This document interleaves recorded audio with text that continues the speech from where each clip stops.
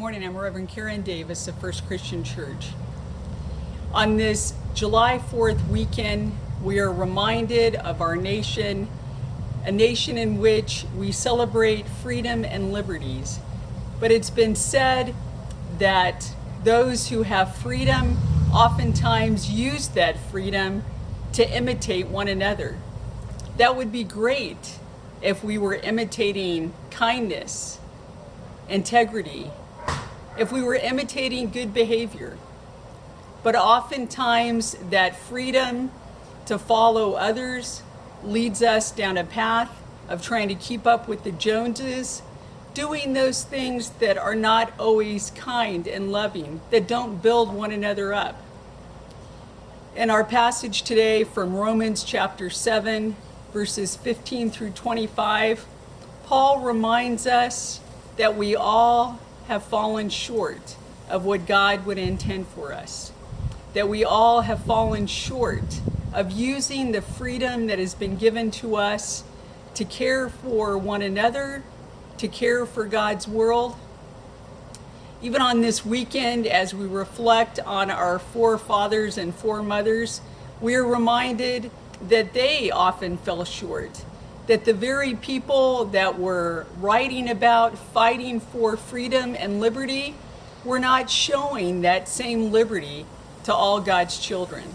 As many of them were slave owners, as many of them made choices and decisions in their own business practices that didn't carry out that same freedom and liberty. And so this provides us the opportunity this weekend to reflect upon our own choices and decisions, to come before God, to seek God's grace, to confess those places and those times in which we have fallen short, and carrying out the freedom that God has given us to follow God's laws. We have that opportunity to look in our lives to see whether or not we are using that freedom to care for others or using that freedom to build ourselves up. Whether or not we are using liberty when it meets our needs, but not when it cares for the least of these.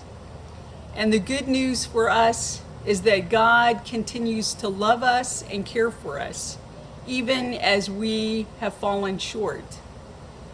We are reminded that the road to a place that we choose not to be is often paved with good intentions.